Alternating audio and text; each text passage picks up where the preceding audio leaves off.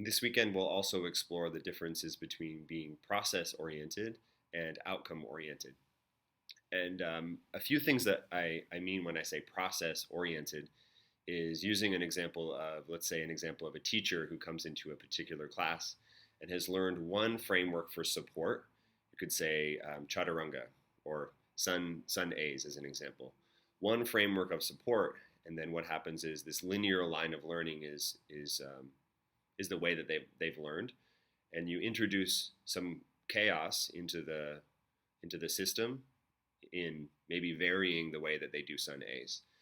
And what we've been finding in our space has been that when you introduce that chaos, that immediately things break down because you're used to learning through one um, linear process or linear form of learning. So in process orientation, what happens is that your whole practice becomes a world of discovery with no end goal. So rather than up leveling to get to this certain pinnacle, every single movement becomes a form of discovery. And something that I really like that I heard recently in a video from Ido Portal is this concept that the day that you get one-armed handstand is the worst day of your life if you're outcome oriented, because then what's next? And it becomes this way of a lens for our culture, actually, where there's always something else. There's always something that's next. Even if you look at our bodies, the human body, the way it develops, let's use a benchmark of 30.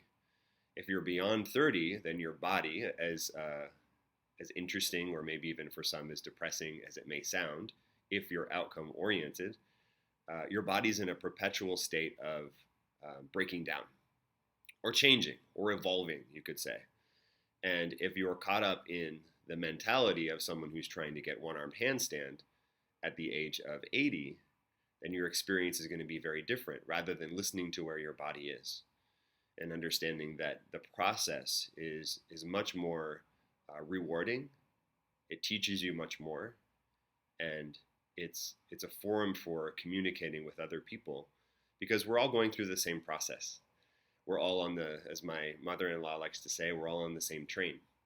And if you can live life through the lens of process, what you're experiencing in the moment, it can be a much richer forum for your life.